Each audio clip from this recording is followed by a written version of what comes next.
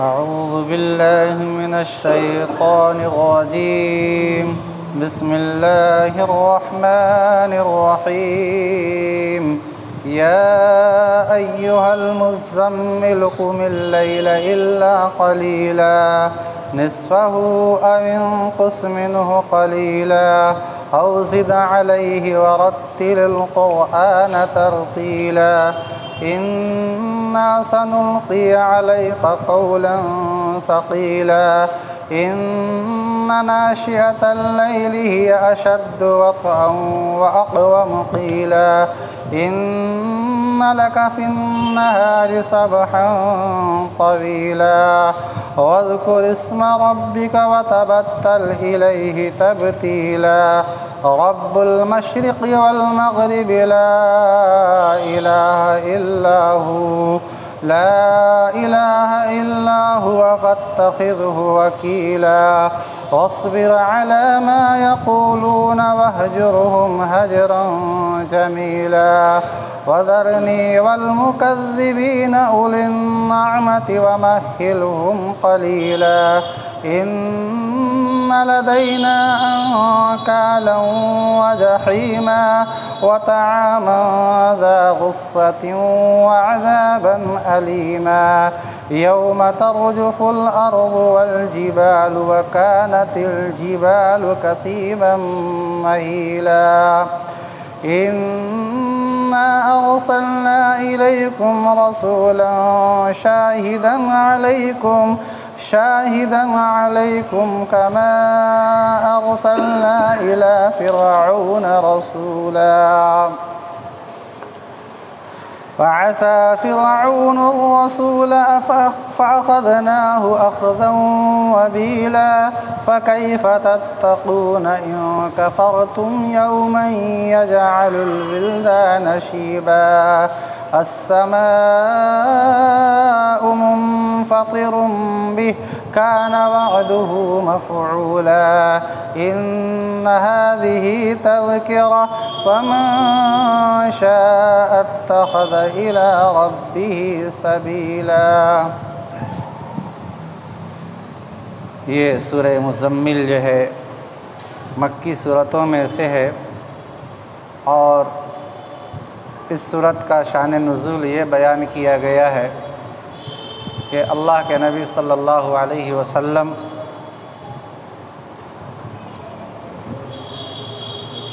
اللہ کے نبی علیہ السلام پر جو اولاً غار حرا میں وحی نازل کی گئی، تو اس موقع پر حضرت جبریل سے جو آپ کی ملاقات ہوئی تھی، یہ ملاقات کا لمحہ جو تھا آپ صلی اللہ علیہ وسلم کے لیے بڑا دشوار گزار تھا۔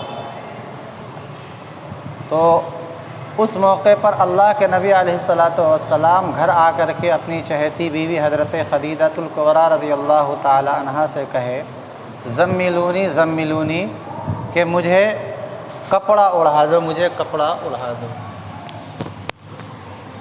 اور آپ صلی اللہ علیہ وسلم پہ کپکپی طاری ہو گئی تھی، اور کپڑا اڑانے کے بعد وہ کپکپی دور ہو گئی۔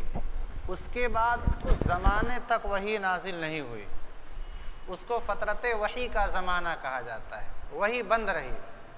آپ صلی اللہ علیہ وسلم کو کفار مکہ طعنہ دیتے رہے کہ محمد پر جو شیطان نعوذ باللہ آتا تھا، وہ شیطان آنا جو ہے بند کر دیا۔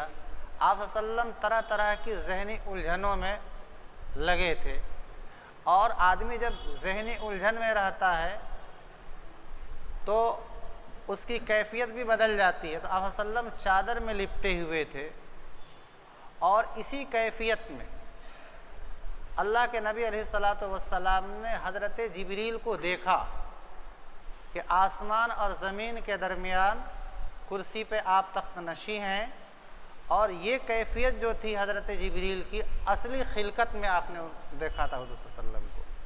اور اس کے بعد آپ صلی اللہ علیہ وسلم کو یا مزمل یا مدثر کہا کر کے خطاب کیا گیا تھا، جو اس کے بعد صورت آ رہی ہے۔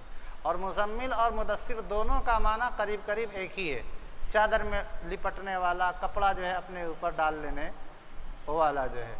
ایک معنی تو یہ بیان کیا گیا۔ دوسرا اس ایک جو ہے اس کا شان نزول یہ بیان کیا. دوسرا شان نزول یہ بیان کیا گیا ہے کہ مکہ کے اندر جو دار الندوہ تھا، جو میٹنگ گھر تھا، اس میں کفار مکہ نے آپ کے بارے میں ایک میٹنگ کی کہ آخر کس طرح سے محمد کو اور ان پر ایمان لانے والوں کو تبلیغ سے روکا جائے. تو کسی نے کہا محمد کو کاہن کہہ دیا جائے کہ یہ ان کے پاس جو ہے شیطان اور جنات کچھ خبریں لاتے ہیں اور یہ اس کو بیان کر دیتے ہیں کچھ اپنی طرف سے ملا کر کے. لیکن جب یہ بات مجلس میں آئی تو مجلس میں ہی دوسرے لوگوں نے اس کی تردید کر دی. پھر کسی نے کہا کہ ان کو مجنون کہہ دیا جائے، پاگل کہہ دیا جائے. تو پاگل کہیں گے تو ایسے ہی پاگل کی بات کوئی نہیں مانتا ہے. تو یہ بات بھی مجلس میں ہی رد کر دی گئی انہی لوگوں کی طرف سے. پھر کسی نے کہا ان کو جادوگر کہا جائے، یہ ساحر ہیں، جادوگر ہیں. جادوگر کی بھی تردید کی گئی، لیکن وہ جادوگر کہنا شروع کر دیے. اس سے نبی علیہ الصلوۃ والسلام کو ذہنی اذیت ہوئی، تکلیف ہوئی، اور آپ صلی اللہ علیہ وسلم نے چادر اوڑھ لیا. اور اللہ کو یہ چادر اوڑھنا، کپڑا اوڑھنا جو ہے اتنا پسند آیا کہ اسی لفظ سے اللہ تعالیٰ نے آپ کو خطاب کیا، یا ایھا المزمل، اے جو ہے کپڑا لپیٹ کر کے لپٹنے والے. اور یہ ایسے ہی جیسا کہ ایک مرتبہ حضرت فاطمۃ الزہرا رضی اللہ تعالیٰ عنہ سے حضرت علی رضی اللہ تعالیٰ عنہ کی انبن ہو گئی، کچھ بات بگڑ گئی، اور حضرت علی رضی اللہ تعالیٰ عنہ کے بدن پہ اوپر کے حصے میں کپڑا نہیں تھا، نیچے تابند تھا، ویسے ہی جا کر کے مسجد میں سو گئے. اور مسجد پہلے آج کی طرح جو ہے پکی نہیں ہوتی تھی، کچا فرش تھا. وہ مٹی آپ کے بدن پر مٹی لگ گئی. اللہ کے نبی جب گھر آئے تو پوچھا بیٹی علی کہاں ہے؟ تو کہا علی سے میرا کچھ اختلاف ہو گیا ہے، وہ کہیں گئے. آپ صلی اللہ علیہ وسلم جا کر کے دیکھے تو مسجد میں وہ لیٹے ہوئے تھے. تو کہا قم یا ابا تراب، اے مٹی والے، یعنی مٹی ان کے بدن پہ لگی تھی. تو آپ صلی اللہ علیہ وسلم نے کہا ابو تراب، مٹی والے، کیونکہ یہ خطاب آپ نے جو کہا تھا بڑے پیار کے انداز میں کہا تھا. تو اللہ کو بھی ایسے ہی یہ چادر کا لپیٹ لینا، کپڑا ڈھانک لینا، یہ ادا جو ہے آپ کی بڑی پسند آئی. تو اللہ تعالیٰ نے کہا یا ایھا المزمل، اے کپڑے میں لپٹنے والے، میں تجھے بھولا نہیں ہوں. یہ لوگ سوچ بھلے رہے ہیں کفار مکہ کہ محمد کا اللہ بھول گیا ہے، لیکن میں تجھے بھولا نہیں ہوں. یا ایھا المزمل، اے کپڑے میں لپٹنے والے، قم اللیل الا قلیلا، تم رات میں جو ہے کھڑے ہو کر کے تہجد کی نماز پڑھو، الا قلیلا، مگر رات کا ایک تھوڑا سا حصہ. اور وہ کیا ہے؟ نصفہ، آدھی رات، کہ آدھی رات تم آرام کے لیے رکھو اور آدھی رات اللہ کی عبادت کے لیے. اب یہ جو حکم ہے حضور صلی اللہ علیہ وسلم کو ابتداءً حکم تھا تہجد کی نماز پڑھنے کا، اور وہ آدھی رات، کہ آدھی رات آپ کو تہجد کی نماز پڑھنا ہے اور آدھی رات آپ کو آرام کرنا ہے. شروع میں آپ آرام کر لیجئے، جیسے آج جو ہے 5:17 پہ مغرب کا وقت شروع ہو رہا ہے، تو رات تو مغرب ہوتے ہی شروع ہو جاتی ہے، اس لیے قمری تاریخ جو ہوتی ہے وہ مغرب کے بعد سے ہی شروع ہو جاتی ہے، اس میں تاریخ بدل جاتی ہے. اور فجر کا وقت جو ہو رہا ہے وہ رات ختم ہونے کا ہے. فجر کا وقت ہو رہا ہے 4:48 پر غالباً، تو اس میں 12 گھنٹے کا تقریباً فاصلہ ہے. تو آدھی رات آپ کو 11 بجے تک بنتی ہے. تو آپ صلی اللہ علیہ وسلم کو یہ کہا گیا کہ آدھی رات تو آپ آرام کر لیجئے ابتدائی حصے میں، اور آدھی رات کا جو آخری حصہ ہے آپ اس میں کھڑے ہو کر اللہ کی عبادت کیجئے. یہ حکم جو تھا ابتداءً واجب تھا، کیونکہ ابھی نماز فرض نہیں ہوئی تھی 5 وقت کی، یہ تو معراج میں نماز فرض ہوئی تھی. تو یہ حکم ابتداءً آپ صلی اللہ علیہ وسلم کے لیے بھی تھا، اور آپ کے زمانے میں جو صحابہ تھے ان کے لیے بھی تھا. پھر اللہ نے کہا کہ نصفہ ہے نا، کہ تھوڑا یعنی آدھا، او انقص منہ قلیلا، یا جو ہے آدھا زیادہ لگ رہا ہے آدھی رات جگ کر کے عبادت کرنا، تو آپ آدھی میں سے کم کر لیجئے، یعنی 1/3 کر لیجئے. جیسے 12 گھنٹے ہو رہے ہیں، 12 کا جو ہے آدھا جو ہے 1/3 جو ہوگا 4 گھنٹہ نکال لیجئے، کہ اس کا 1/4 یعنی شروع کے 2/3 آپ آرام کر لیجئے 8 گھنٹے، اور اس کے بعد جو ہے آخر کے 4 گھنٹے جو بچتے ہیں ان 4 گھنٹوں میں کھڑے ہو کر کے اللہ کی عبادت کر لیجیے۔ او زد علیہ، یا یہ ہے کہ 1/3 پر آپ بڑھا لیجئے، اور بڑھانے کا مطلب یہ ہے کہ 2/3 آپ جگ کر کے عبادت کیجئے اور 1/3 آپ جو ہے آرام کیجئے۔ تو گویا کہ 3 طرح کا حکم ہوا۔ آدھی رات تہجد کی نماز آدھی رات پڑھنا ہے، یعنی تہجد کی نماز تو پڑھنا ہی پڑھنا تھا حضور صلی اللہ علیہ وسلم کو بھی، اور جو ہے جو اس وقت مسلمان صحابہ تھے، یہ فرض تھی تہجد کی نماز، یہ اس وقت کی بات کہی جا رہی ہے۔ لیکن وقت کے سلسلے میں اختیار تھے، آدھی رات آپ پڑھ سکتے ہیں، چاہے آپ جو ہے 1/3 رات پڑھ لیجئے، چاہے 2/3 رات۔ اگر آدھی رات پڑھیں گے تو آدھی رات آرام کر لیجئے، اگر آپ 1/3 رات جگ کر کے پڑھ رہے ہیں تو 2/3 آرام کر لیجئے، اور 2/3 پڑھ رہے ہیں تو 1/3 آرام کر لیجئے۔ میں نے بتایا کہ اس وقت 12 گھنٹے کا جو ہے یہ رات تقریباً ہو رہی ہے۔ وَرَتِّلِ الْقُرْآنَ تَرْتِيلًا، لیکن آپ جب تہجد میں کھڑے ہو کر نماز پڑھیے گا تو رتل، قرآن کو ٹھہر ٹھہر کر کے پڑھیے گا، اس طرح سے کہ ہر حرف جدا جدا ہو۔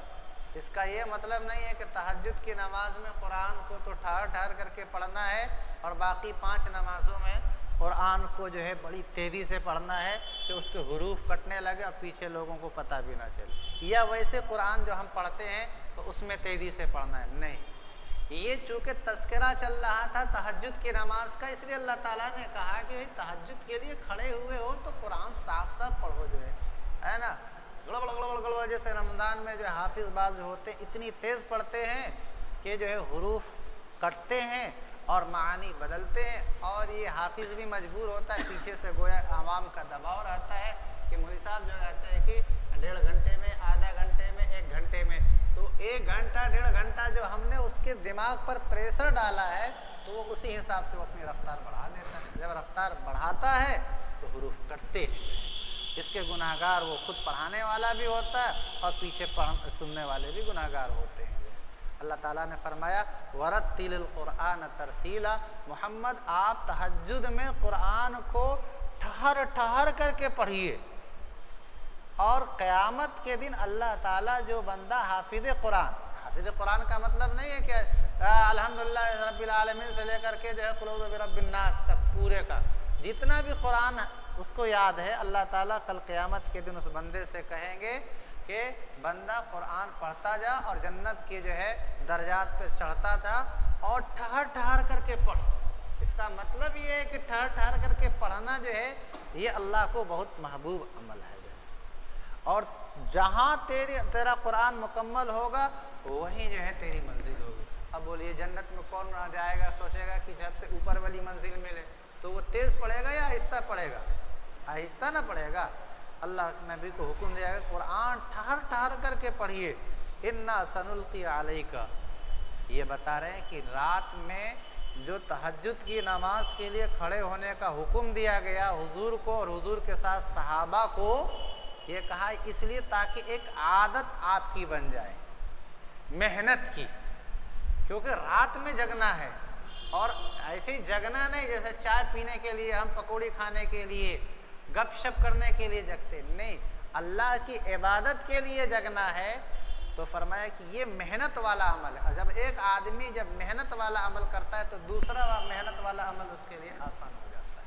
فرمایا کہ محمد آپ پر ہم ایک قرآن نازل کریں گے جس قرآن کو پہاڑ نے بھی لینے سے منع کر دیا، لیکن آپ اس کے لیے تیار ہو گئے، اور وہ بہت بھاری چیز ہے، تو اس لیے کہ اس کے اندر جو احکام ہے، حلال ہے، حرام ہے، جائز ہے، ناجائز ہے۔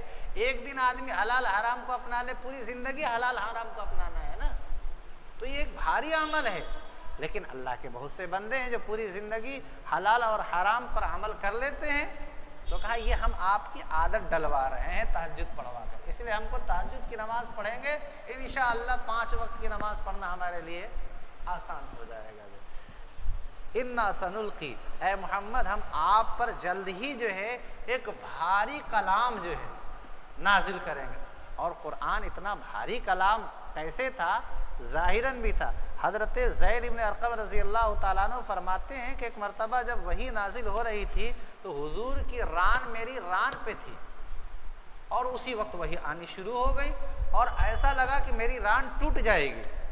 اتنا قرآن کا جب نزول ہوتا تھا تو اس کا ثقل اور بھاری پن ہوتا تھا، حتیٰ کہ سخت سردی کا زمانہ، جیسے جنوری میں ہمارے یہاں سردی پڑتی ہے، کہ سخت سردی کا زمانہ ہوتا تھا، اور جب وحی نازل ہوتی تھی تو آپ کے بدن سے جو ہے زار و قطار جو ہے پسینے ٹپکتے تھے۔ اور بعض روایات میں آتا ہے کہ جس اونٹنی پر آپ سوار ہوتے تھے اور اسی اوپر وحی آنی شروع ہو جاتی، وہ اونٹنی مارے بوجھ کے اپنا جو ہے سر اوپر سے نیچے کر لیا کرتی۔ یہ بھی جو ہے قول ثقیل کا مطلب۔ اور ایک مطلب یہ ہے کہ پوری زندگی قرآن کے مضمون پر حلال حرام پہ عمل کرنا یہ کوئی آسان کام نہیں ہے، لیکن جو آدمی تہجد کی نماز پڑھے گا تو اللہ تعالیٰ دھیرے دھیرے اس کے لیے عمل کرنا پوری زندگی آسان کر دے گا۔ ان ناشیۃ اللیل، پھر کہا کہ تہجد کی نماز جو ہے ہی اشد وطئا، یہ جو ہے نفس کو کچلنے میں بہت زیادہ مؤثر ہے۔ بھئی رات میں ساری دنیا سو رہی ہے، آپ کا بھی دل کر رہا ہے سونے کا، لیکن آپ اپنی طبیعت کو مار کر کے اللہ کے ڈر سے آپ کھڑے ہو رہے ہیں، تو کہا یہ نفس کو کچلنے کے اعتبار سے زیادہ مؤثر۔ اور ایک ترجمہ یہ اس کا کیا گیا ہے کہ تہجد کی رات، اور تہجد کے لیے رات میں کھڑے ہونا یہ موافقت کے اعتبار سے، موافقت یعنی آدمی جب دن میں پڑھتا ہے تو کبھی کبھی جو ہے آہستہ پڑھتا ہے تو اسی کی بات اس کو سنائی نہیں دیتی، لیکن جب رات میں جب پڑھے گا تو ہر طرف سناٹا رہتا ہے، تو جو کچھ پڑھے گا وہ خود سنے گا، تو کان اور دل دونوں ایک جو ہے ایک دوسرے کی موافقت کریں گے۔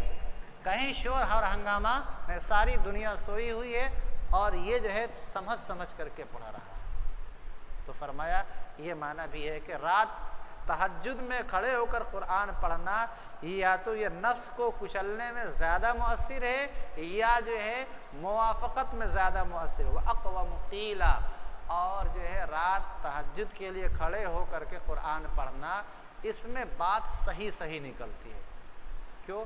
اس وجہ سے کہ دن میں کاروبار ہے، یہ ٹینشن وہ ٹینشن، اور جب آدمی سکون ہو جائے کر رات کا ایک حصہ سو لیا ہے، طبیعت کا بوجھ ہلکا ہو گیا، اور جب قرآن پڑھے گا تو صحیح صحیح پڑھے گا، جو ہے اس میں گڑبڑی کا اندیشہ کم رہتا ہے، اور پڑھنے میں جو ہے مزہ بھی آتا ہے۔ جو ہے ان لک فی النہار، فرمایا کہ ہم نے رات میں کیوں کہا تہجد کی نماز پڑھنے کے لیے؟ اس لیے کہ دن میں کام بہت ہے۔ ان لک فی النہار، کیونکہ دن میں حضور صلی اللہ علیہ وسلم کو اور مسلمانوں کو اپنے گھر کے بھی تو خرچہ دیکھنا ہے، بھائی بیوی ہے، بچے ہیں، ان کی ذمہ داری کون نبھائے گا؟ حضور کی 11 بیویاں تھے، ان کے خرچے بھی جو ہے چلانے آپ کو، اور ایسے آپ کو دین کا کام بھی کرنا ہے، تبلیغ دعوت بھی کرنا ہے۔ تو اللہ نے کہا اسی لیے میں نے کہا رات میں آپ عبادت کیجیے۔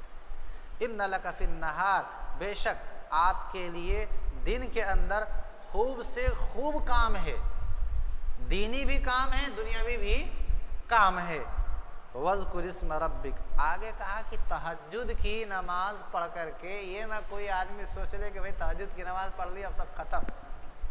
اللہ کو ہر وقت یاد کرنا ہے، اور اس کے ذکر کا ایک حصہ یہ بھی ہے کہ 5 وقت آدمی نماز کے لیے مسجد میں آئے، ورنہ اس شخص سے بہتر وہ ہے کہ جو تہجد کی نماز تو نہ پڑھتا ہو لیکن فجر کی نماز آ کر کے پڑھتا ہو۔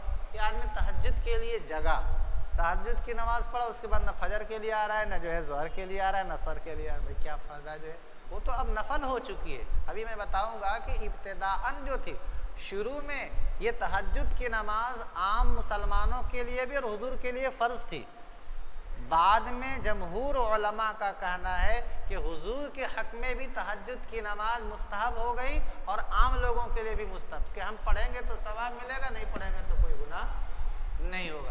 لیکن آپ صلی اللہ علیہ وسلم کی پوری زندگی اٹھا کر دیکھ لی جائے، تہجد کی نماز آپ نے کبھی قضا نہیں کی، اور اگر آپ کوئی نماز قضا نہیں کرتے، مستقل پڑھتے، تو یا تو وہ سنت مؤکدہ ہو جاتی ہے یا یہ وتر کی طرح واجب ہو جاتی ہے، لیکن تہجد کی نماز کو نہ جو ہے سنت مؤکدہ قرار دیا گیا ہے، نہ واجب قرار دیا گیا۔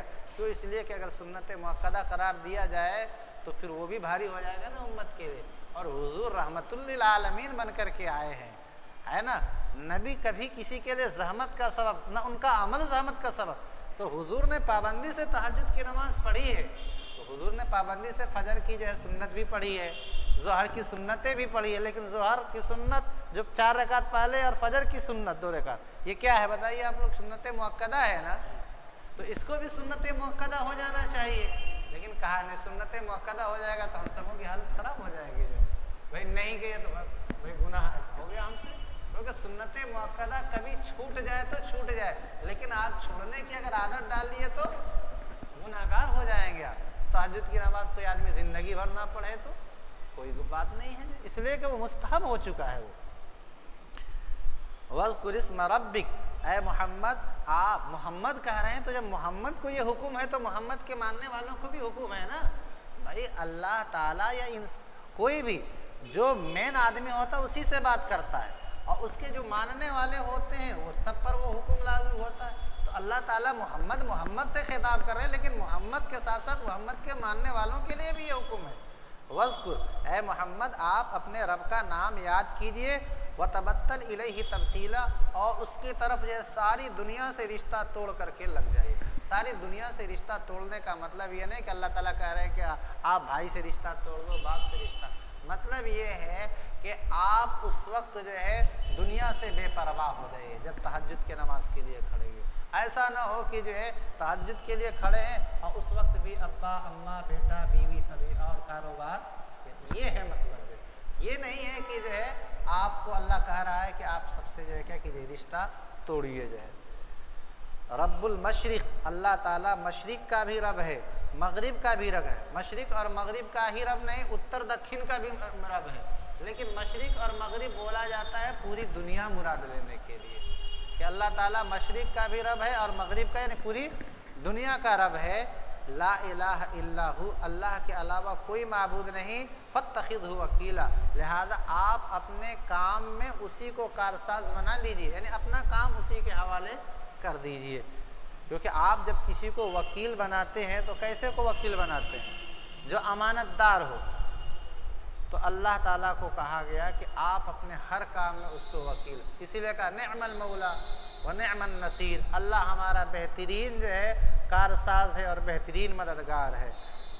وَاصْبِرْ عَلَىٰ مَا يَقُولُونَ، یہ کفار مکہ آپ کو طرح طرح سے طعنہ دیتے تھے نا، تو اللہ کے نبی کو حکم ہوا کہ ان کی باتوں کی طرف دھیان نہیں دینا آپ کو۔ وَاصْبِرْ، آپ صبر کا گھونٹ پی جائیے محمد، عَلَىٰ مَا يَقُولُونَ، جو یہ کافر کہتے ہیں، وَاهْجُرْهُمْ، تو اس کے بعد کرنا کیا ہے؟ ان سے گالی گلوچ کرنا ہے، فرمایا ان سے گالی گلوچ بھی نہیں کرنا، ان سے انتقام بھی نہیں لینا ہے۔ وَاهْجُرْهُمْ هَجْرًا جَمِيلًا، ان کو اچھی طرح سے چھوڑ دیے، جا بھیا تجھے جو سمجھ میں آ رہا ہے وہ کر، ہمارا کام تھا سمجھانا، ہم نے سمجھا لیا، تو مجھے برائی کہہ رہا ہے تو برا کہتا رہ جائے۔ وَذَرْنِي وَالْمُكَذِّبِينَ، اس کا مطلب یہ ہے کہ جو میرے نبی کو برا بھلا کہے تو اللہ بھی اسے چھوڑ دیں گے۔ اللہ نے تو کہا آپ کو نہیں جو ہے ان سے چھیڑنا ہے، ان کو اللہ کہہ رہے میں ان کو جو چھوڑوں گا نہیں۔ اللہ کہہ رہے محمد آپ ان کو چھوڑ دیجئے، ان کو چھیڑیے مت، لیکن انہوں نے آپ کو چھیڑا ہے، برا بھلا کہا ہے، تو ان سے میں انتقام لوں گا۔ وَذَرْنِي، مجھے چھوڑیے اے محمد، اور ان جھٹلانے والوں کو چھوڑیے، اُولِي النَّعْمَةِ، جو ناز و نعمت والے ہیں، وَمَخِّلْهُمْ قَلِيلًا، تھوڑا ان کو اور مہلت دیجئے کہ اور آپ کو برا بھلا کہیں، اور برا بھلا کہیں گے تو اور ان کی آخرت خراب ہوگی۔ اِنَّ لَدَيْنَا، ہمارے پاس جو ہے بیڑیاں ہیں، یعنی بیڑیاں جو ہوتی ہے کس کو پہنائی جاتی ہے؟ مجرم کو پہنائی جاتی ہے۔ وجحیمہ، اور جہنم ہے، وطعامہ، اور کھانا ہے، ذا غصہ، جو حلق میں اٹک جائے گا، جو ہے یعنی یہ سب گویا ان کے جہنمی ہونے کی نشانی ہے۔ وعذابًا علیمہ، اور دردناک عذاب ہے۔ یوم ترجف الارض والجبال، کہ جس دن کی آسمان اور جس دن کی زمین اور پہاڑ ہلیں گے، اور پہاڑ جو ہے ریت کے ٹیلے کی طرح بہے گا، جو ہے یعنی قیامت قائم ہوگی۔ انا ارسلنا الیکم رسولا، بے شک اے کفار مکہ، بے شک ہم نے تمہاری طرف ایک رسول بھیجا، یعنی محمد صلی اللہ علیہ وسلم کو۔ مکہ کے کافروں کو خطاب ہو رہا ہے کہ ہم نے تمہاری طرف ایک رسول کو بھیجا ہے، شاہدن علیکم، جو قیامت کے دن اللہ کے سامنے تمہارے خلاف گواہی دیں گے کہ میں نے جو ہے ان تک بات پہنچائی تھی لیکن انہوں نے انکار کر دیا.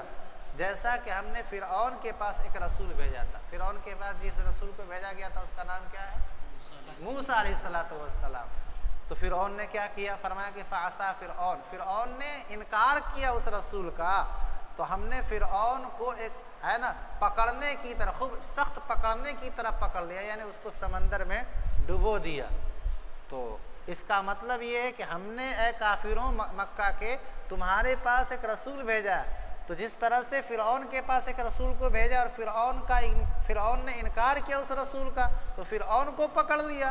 تو تم بھی اگر اس رسول کا انکار کرو گے تو ہم تمہیں بھی کیا کر لیں گے؟ پکڑ لیں گے. چنانچہ اللہ نے پکڑا ان کو دنیا میں بھی، بدر میں مارے گئے حضور صلی اللہ علیہ وسلم اور مسلمانوں کے ہاتھوں یہ. فَكَيْفَ تَتَّقُونَ إِن كَفَرْتُمْ، اگر تم انکار کرو گے تو کیسے بچ پاؤ گے اس دن سے جو دن جو ہے بچوں کو بھی بوڑھا بنا دے گا. یعنی قیامت کا دن اتنا خطرناک ہوگا کہ بچے بھی جن کے بال سفید نہیں ہوتے ہیں وہ قیامت کی ہولناکی کی وجہ سے سفید ہو جائیں گے. السماء منفطر به، آسمان اس دن جو ہے پھٹ جائے گا. کان وعدہ مفعولا، اللہ کا یہ وعدہ تو پورا ہو کر کے رہے گا. ان ہذہ تذکرہ، یہ جو اوپر مضامین بیان کیے گئے یہ ایک بلیغ قسم کی فصیح قسم کی نصیحت ہے.